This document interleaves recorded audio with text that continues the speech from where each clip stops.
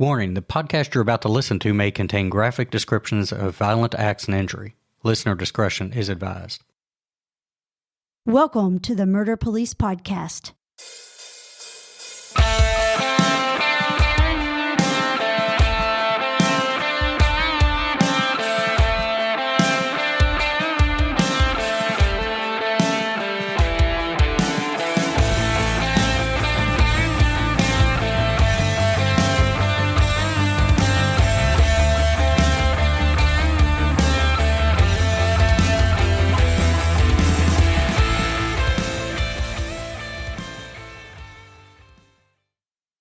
Okay, Wendy, we have finished episode 1 of the murder of Michael Turpin in Lexington, Kentucky, and now we're about to introduce the listeners to episode 2. Thinking back on episode 1, were there things that stood out for you that got your attention? Absolutely. It details the power of observation and experience and intuition that a good detective uses. And Fran Root was no exception in this. His intuition was just on point the whole time. Exactly. And what was interesting when you talk about what a good detective does is that even though he felt strongly about where this might go and probably would go, he was clear to point out, too, that he didn't close his mind to other things in this case that were possibilities, which is critical. And I thought that was interesting to hear, and I think the listeners probably caught that, too. You're right. Fran absolutely was intuitive on this. And it's crazy because it's one of those things that seemed like everyone, including Michael's parents and friends, could feel something was wrong, and Fran was no exception to that as well. It just looked like Michael was probably blinded by love, just so enthralled with her. He was. I think she was his first real girlfriend, and Elizabeth certainly captivated him, and against his mother's wishes, he just kept trying and trying to make things work with Elizabeth, and, ultimately, as we heard prior, he married her. Now, when episode 1 ended, Fran was interrupted while conducting an interview at the police headquarters, and he was told that a body had just been located at a golf course in Lexington. So it looks like it's going to move from a missing person case to a homicide. Well, it certainly appears that way. So let's tune in, check out episode 2, and see if our intuitions are correct as well. We go into work. We've already got people lined up to come in and interview.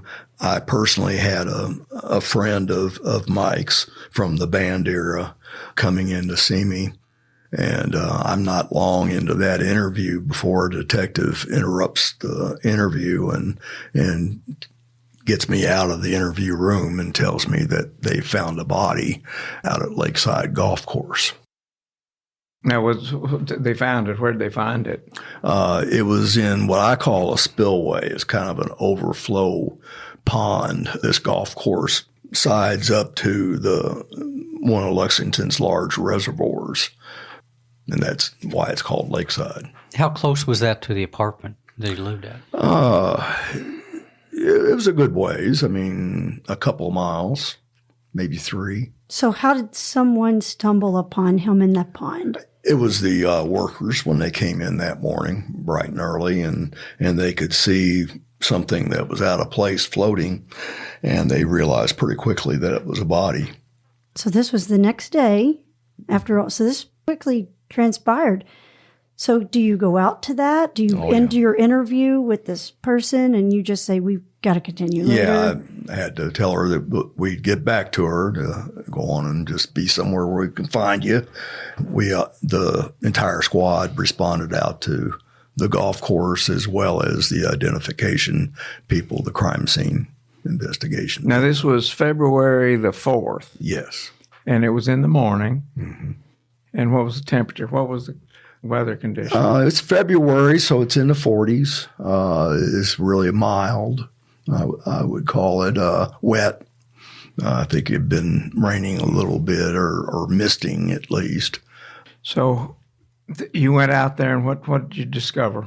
Well, they had just recovered Mike's body. They had called the fire department, and they came out with a boat and basically just pulled him to the shore there. Mike was described Well, we were told that his green bathrobe was missing from the house. And we could tell this person's in a green bathrobe. We see a wedding ring on his hands, and rigor mortis is set in the body, and liver mortis as well.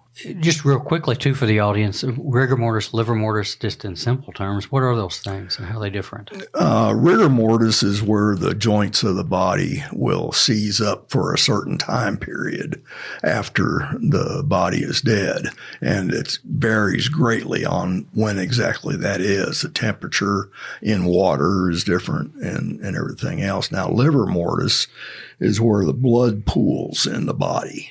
And you can tell if the body was in one place for a while, you're going to have this purple blue tint on the sides of the body that were lowest to the ground and be able to see evidence of that. So the body was discovered, and at what point do you notify the family? Well, that was a real dilemma because we have to keep the scene, and I've got to at least get a good idea of what the scene has to tell me. But the news trucks are everywhere, and I'm going, oh, Lord, they're going to find out on the news. So this was before cell phones, so we didn't have any way to call them from the scene. And so I raced on to Don's house, and Maggie was already there, too. And they had seen it on the news, so they were pretty shaken. And of course, I had to confirm for them that it was, in fact, Mike's body. You know, from a victim's perspective, I've learned, and over the years, and you and David have learned over the years, that death notification is a big deal to crime victims. And one of the things Don continues to regret is that he learned of his son's death on the news. Mm-hmm. And it's interesting that you raised the issue of no cell phones at that time. Isn't it amazing what cell phones have done for things like that? Well, sure. Well, so I have to backtrack a little. When you got there and they had pulled him to the shore, was there any evidence of that blood you found in his hallway, or was there any trauma or injury on him? Oh, yes, quite a bit. We counted up to 19 stab wounds up high on his chest and into his neck. Wow. So you all get him out, and I guess what happens at that point is he transported to? Well, you're calling the coroner to come out to the scene. You don't do anything with the body until he arrives. What's the coroner? The coroner is the chief law enforcement officer of the county. So he's got authority over everyone, including the sheriff and police chief. At a death scene? And at a death scene, he is the authority, yes.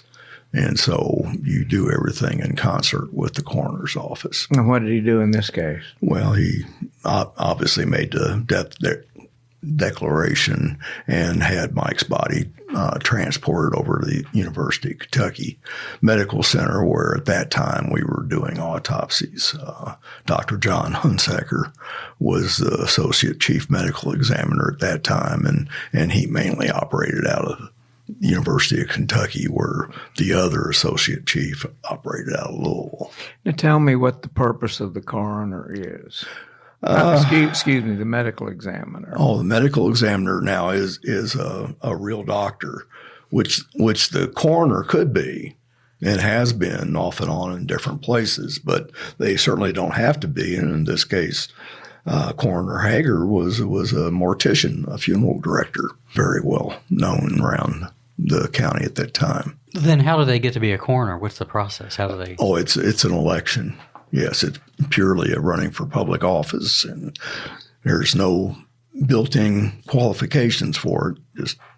You just run against whoever else, and if you get enough votes, you're the coroner. So what did Hunsaker come up with? Well, he came up with confirming once again that Mike did have multiple stab wounds. He gave us a time of death, probably somewhere over the 24 hours. And that again, once you start getting down to that long, and especially floating in water, it's a guess, but an educated one. What was the cause of death? Exsanguination. In other words, he bled to death. From the 19 stab wounds? 19 stab wounds, some of which did.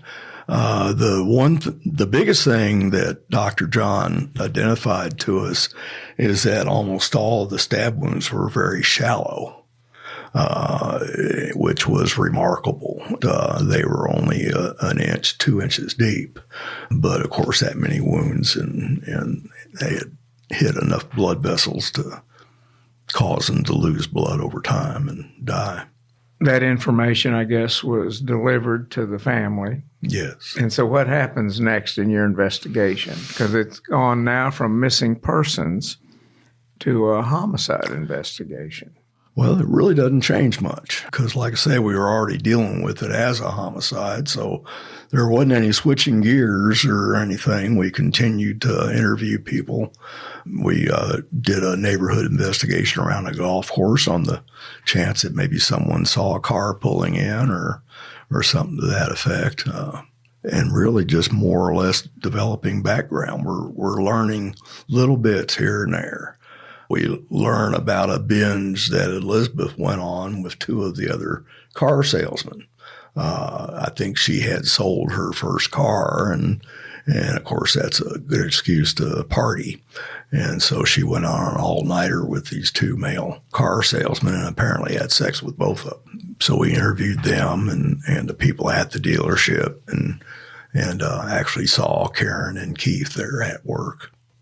Let's identify what you've said that Elizabeth was a salesperson. Yes. And Karen worked there too? Yes, Karen. And what did Karen do? She was a detailer. And Keith? He also did some detailing on cleaning the new cars up, but he was also kind of a handyman. Keith had just come out of the Army, young guy, petite, but in good shape. So at this point, you now have identified Michael. Who reaches out to the grieving widow? Well, and was she grieving?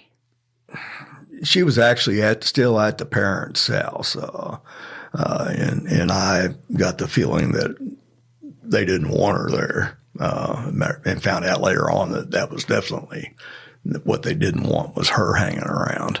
Maggie just right off the bat. And Don too, I think, but Maggie is a very determined woman, and she saw nothing good coming out of Elizabeth. Don would tell us later on how much Mike had changed since Elizabeth had come into his life. Like I say, Mike Turpin was pictured as this perfect guy next door, collegiate, clean cut, very well spoken, very mild, meek, and all this, and he would show up at every family dinner, not just special occasions.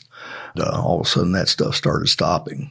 Lame excuses were given, and I think a couple times Mike actually did break down when talking with his dad about why he wasn't coming to dinner, and Don could tell that he wasn't happy. During that period of time, Maggie, Michael's mom, did she just really have deep-seated fears of Michael ultimately marrying Elizabeth? Yes, she did.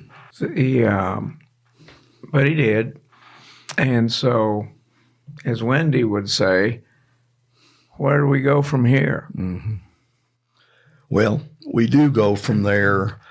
We had just finished another 12-hour day on Thursday. So now we're the fourth day into the investigation. I think I got home right at midnight. Then I got called back out at about 1:30 that morning. Two witnesses that we had already interviewed had walked into the detective bureau and had told the night shift detectives that they had some things to share with us. And so by the time we got there, they informed us, and this woman and young man were basically roommates of Karen's, and Keith was crashing there at the time. So both of them were at this apartment, Old Farm Apartments.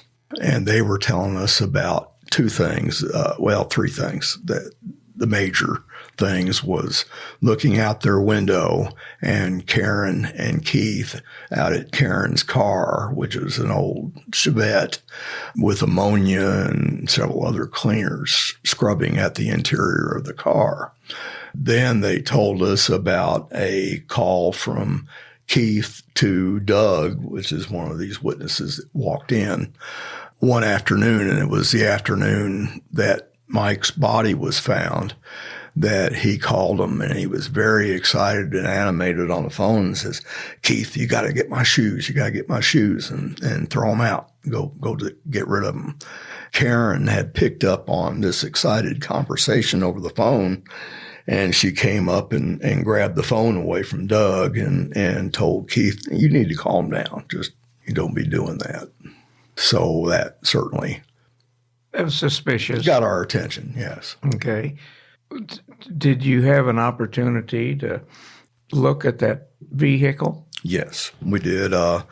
You could see it just walking by that there was a problem. And another thing that Dee and Doug told us, they had ridden in that car, and afterwards that it had just a very strong, musky odor to it that wasn't there before. So that added also to our suspicions. We spent Friday trying to confirm as much as we could, figuring out where the residences were for everybody involved, and writing search warrants, affidavits for search warrants. When you try to plan these things ahead, and it did take us a long time on Friday. Otherwise, we'd have gone Friday evening for that matter. But it was so late by the time we got everything lined up and had our plan on what to do, then we just decided to come in bright and early, crack of dawn kind of thing on Saturday. And we had 3 search warrants, one for the car, one for the old farm apartment, and one to go back to Mike and Elizabeth's apartment. It had been in our custody the whole time, but we were okay searching it without a warrant leading up to this. But then once we developed probable cause, then we felt like we needed to. It's always better to do the warrant. You know, we might have been okay without it, but we immediately took Keith and Karen into custody. Elizabeth was out of town. We knew that she was.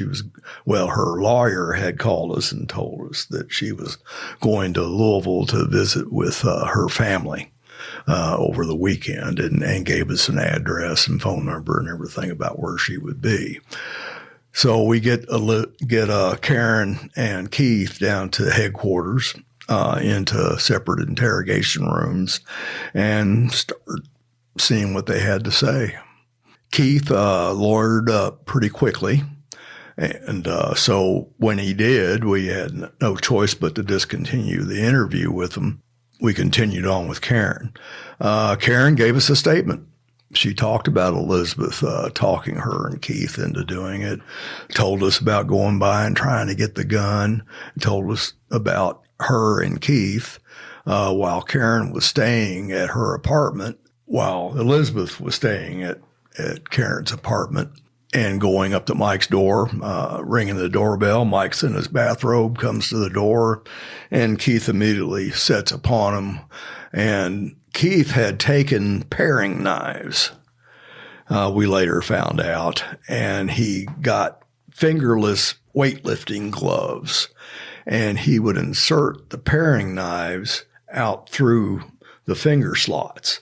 And so there was only an inch or two of knife blade there, and he would make like a fist, and he was attacking Mike like this. Well, he pretty quickly took Mike to the ground with the assistance of Karen, and Karen helped hold Mike to the ground.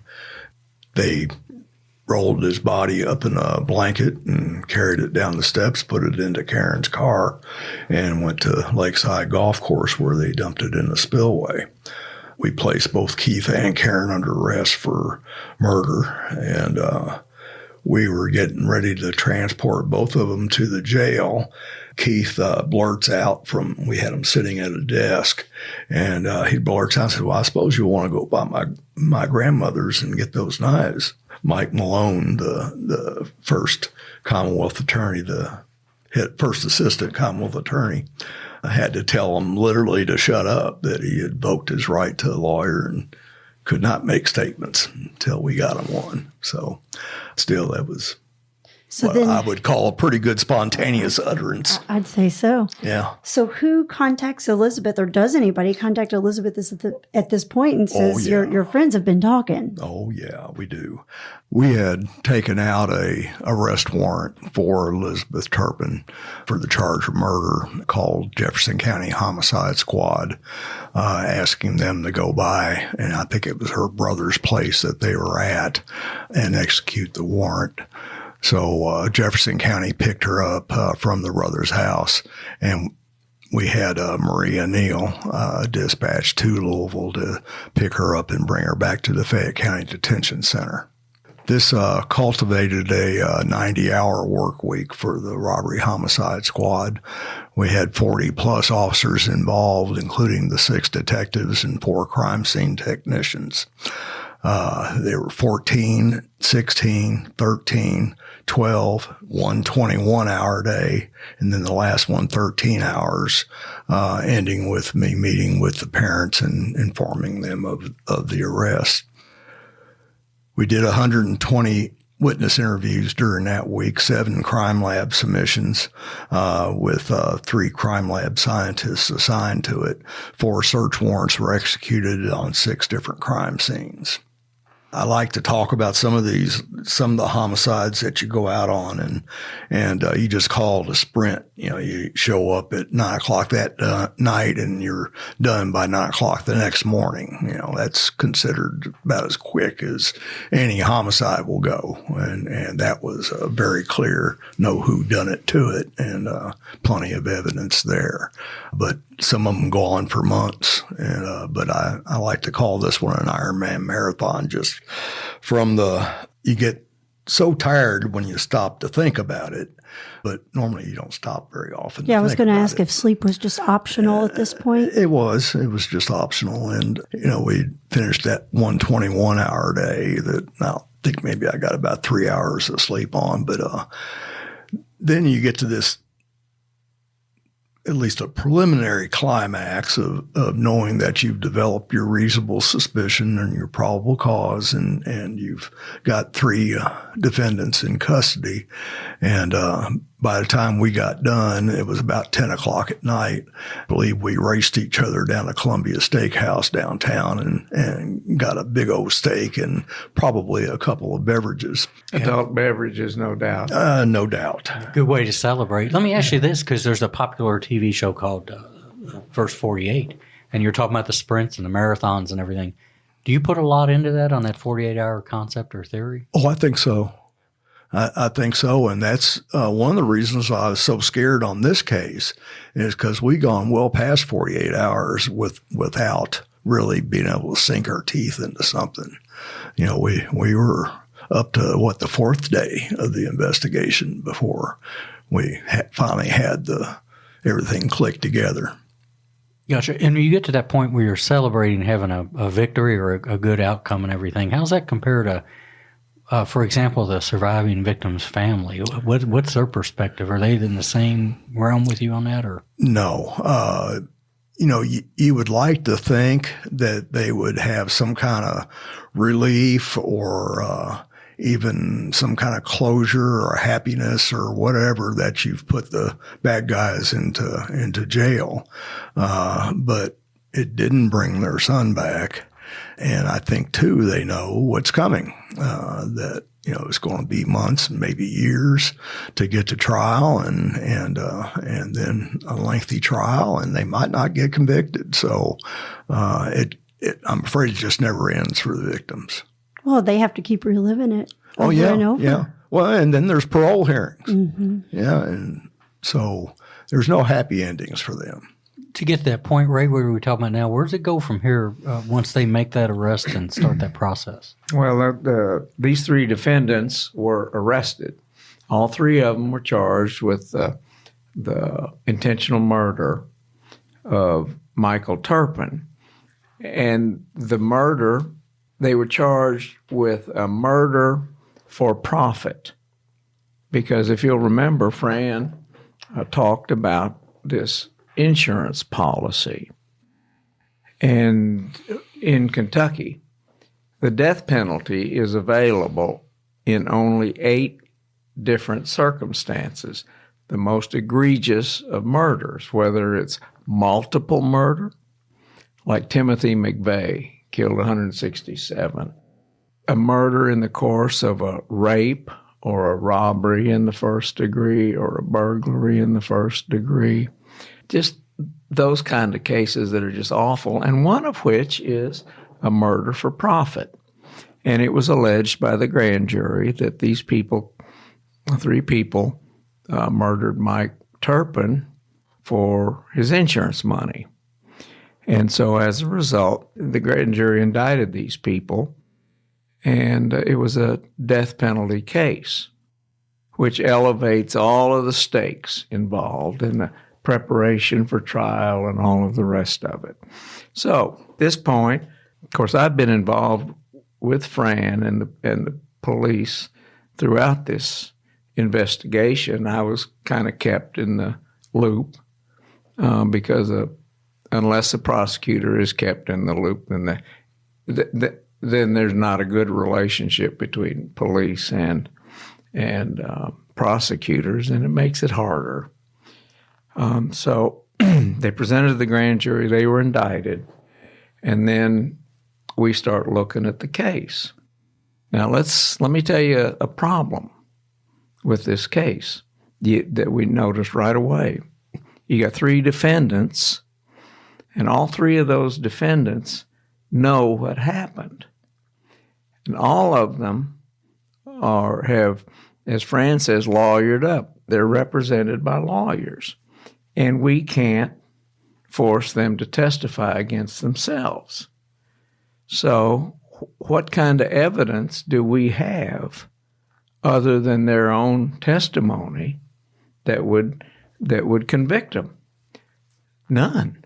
I mean, we got suspicion all over the place, just like Fran had the first day he ran into Elizabeth, but we didn't have any proof that anybody did anything because they all have lawyers and don't have to testify.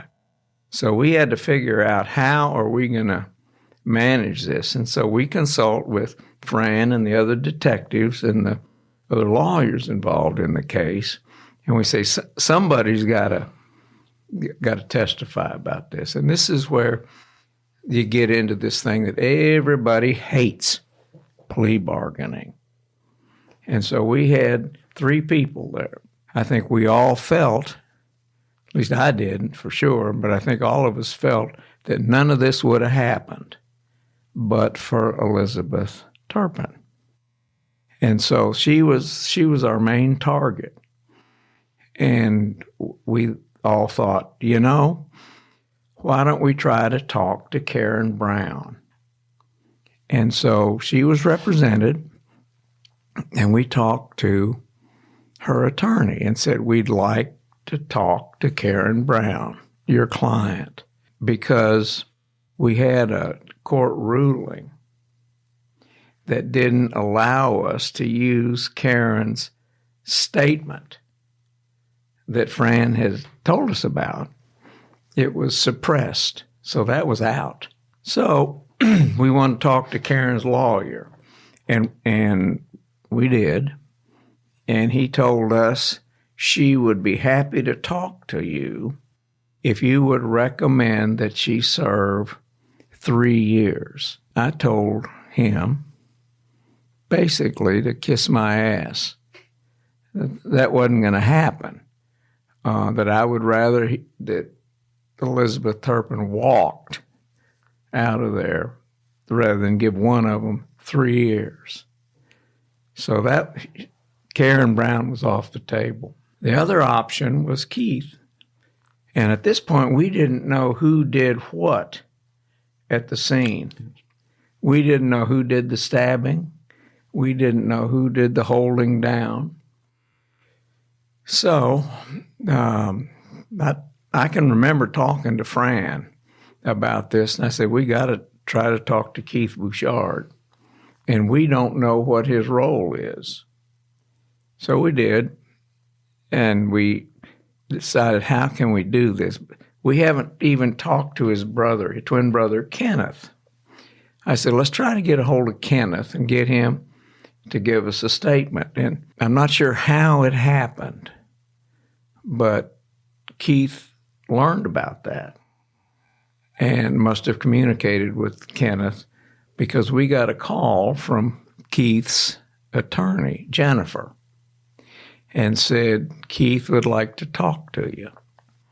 Well, so my fear as the prosecutor in this case, I don't want to plea bargain with the person that did the stabbing. I just did not want to do that, because it just looked, you got to think in terms, how's the jury going to take this, you see? Because I'm getting ready to take a case to trial. And so... Well, let me ask you this. Along with them, how about the family? How do families respond to that if you come to them with a plea bargain? Well, we talked to Don and Maggie throughout this thing. There was nothing new. We told them what we wanted to do, and they also believed that Elizabeth was the main character in this thing, and they wanted us to do whatever we had to do to convict the main character. So this is something we did, and it was when whoever interviewed Keith found out that Keith did the stabbing and that Karen held Mike down while he was stabbing. So I thought, oh, hell, the jury's going to hate me for this. But we didn't have any evidence. And so we recommended a life sentence for Keith, and he pled guilty. And then he testified. And he was a reluctant witness on the stand, but he made it through. So this case went to trial, and these were days when trials went to trial quickly. This thing went to trial within 6 months of the time it occurred. These days, it can be years before a murder case goes to trial. But it went to trial, and one of the few times, I got a rule that I will not, on juries, I don't allow lawyers to be on juries because they turn into critics, and I don't want retired school teachers because they think, oh, if they just learned to read earlier, everything would be okay. I left a lawyer on it because we knew that they were very difficult instructions. Those are when the judge reads the law to the jurors before they go out to deliberate. There was very complicated instructions, and I wanted a lawyer on there to be able to go through the thought process with them. And so we had a lawyer on there, and the jury was out. I guess they went out at night, and they came back and went out again, and they came back and found both of them guilty of intentional murder for profit. And that means the death penalty is on the table because you go through two processes in a criminal trial. One is the guilt phase, where the jury has to determine whether or not a person is guilty as charged.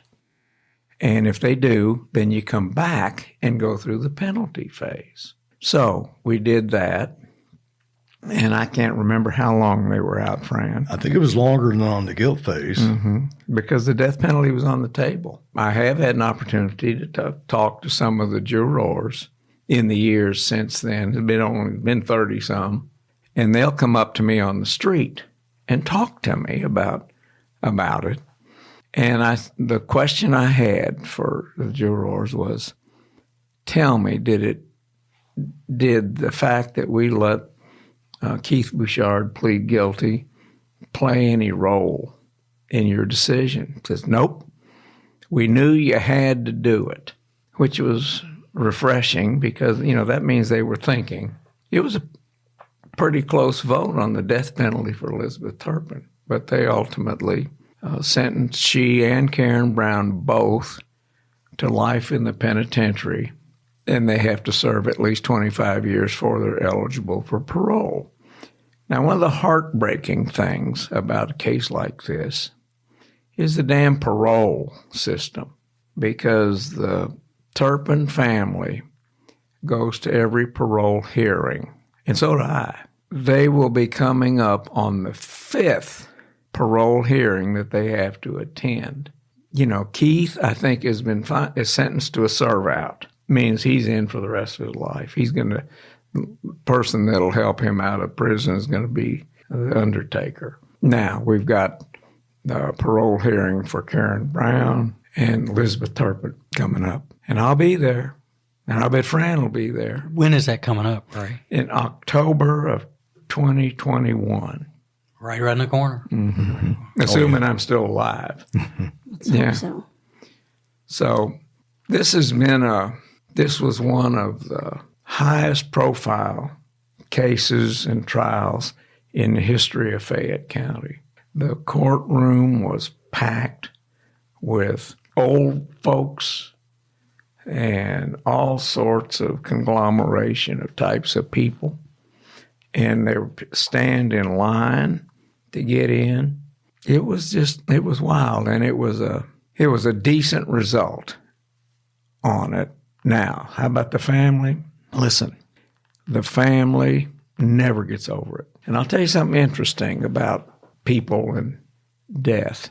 In America, Americans give folks 30 days to get over the death of a family member or anybody else. 30 days. After which, they don't want to hear about it anymore. Now, in the family of Don Turpin and every other person that's lost somebody wants to talk about it all the time. And so when any of the people that are listening to this podcast have an opportunity to talk to somebody who has lost someone to violence or anything else, ask them how they're doing. And they'll do what people always do. Oh, I'm fine. But then ask them, how are you doing, really? And I'll tell you, they'll cloud up. Some of them start crying. And if you ask them those things, number one, they'll appreciate it. But number two, be prepared to listen, because they want to talk. And don't ever tell them that you know how they feel. Absolutely. Okay, so you're getting ready. You're a star witness in this homicide. Tell me what kind of preparation you do, and are you nervous about it? And how do you prepare for cross-examination? Tell me about how you do that.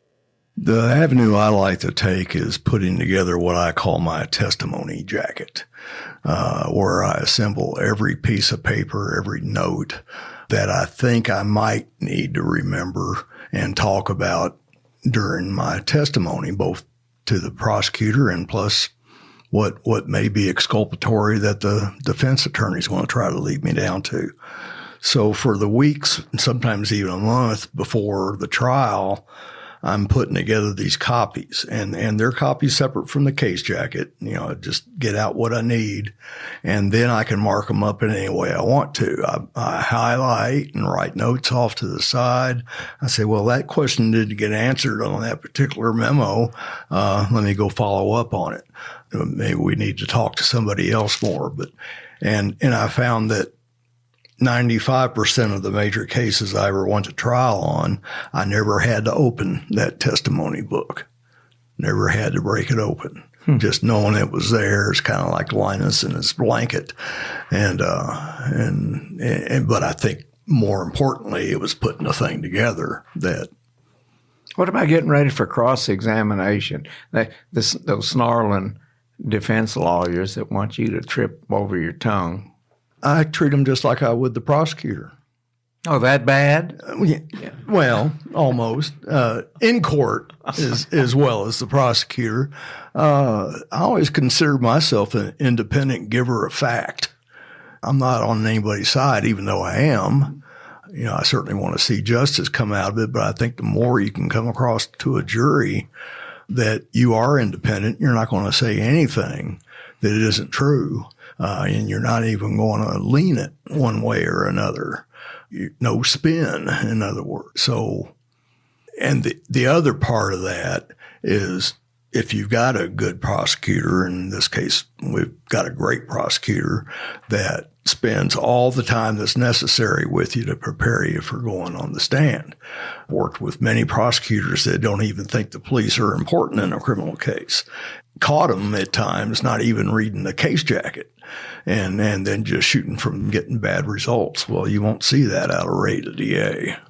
You're going to be fully prepared, and that just helps your confidence. I mean, I've seen new people take the stand, and they get the dry mouth and the deer in a headlight look and all that. But I think even new people that are prepared properly can do a pretty good job. David, you've always said something about detectives or people that testify need to testify in order to learn how to testify. What do you mean? Absolutely. If you don't practice that, it's like any perishable skill. If you don't experience it, I think you're in bad shape when you get to trial. And one of the things that I see now, and I noticed it before I retired, is because of the way the system works through agreements and plea bargains, is that a lot of police really don't get good trial testimony experience anymore. And like anything else, sometimes you got to learn the hard way. Sometimes you have to get on that stand and take an aggressive cross-examination to understand what that feels like. And maybe, get your head handed to you. Yeah, exactly. And then to move into that realm, like then you learn how to prepare, like Fran was talking about.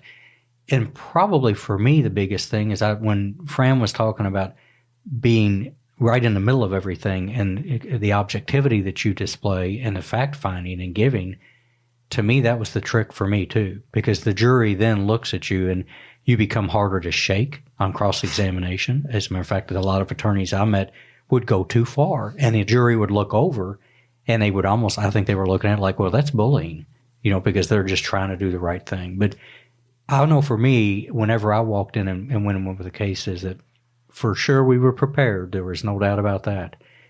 But the practice of it is what made it real. And again, and that's what's rough on a lot of people. Sometimes, for example, if you're a patrol officer and you take this first missing person report, you're going to start that trial.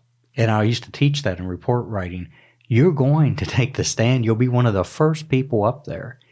And if they haven't had any trial experience, just simply talking about going out there that day and meeting people and taking those facts and putting them on paper will intimidate a new officer because they're terrified.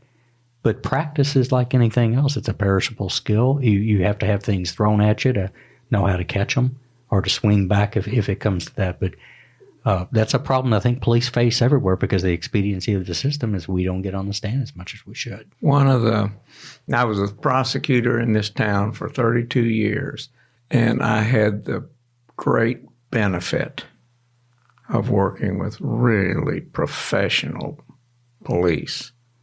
I didn't have any cowboys to deal with, and you have no idea what a benefit that is to a prosecutor. So, Fran, thanks. And David, thank you. No, thank you. That was a blast. It's my honor. Enjoyed it.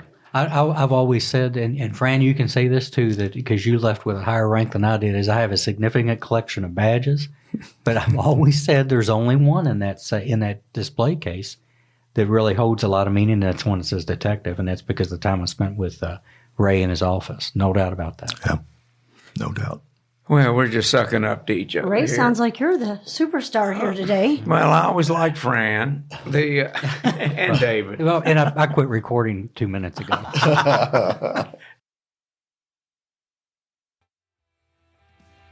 The Murder Police podcast is hosted by Wendy and David Lyons and was created to honor the lives of crime victims so their names are never forgotten. This podcast is produced, recorded, and edited by David Lyons. The Murder Police podcast can be found on your favorite Apple or Android podcast platform, as well as at murderpolicepodcast.com, Facebook, Instagram, and Twitter. If you have enjoyed this podcast, please subscribe for more and give us a 5-star review on Apple Podcast or wherever you download your podcast from. And please tell your friends. Lock it down, Judy.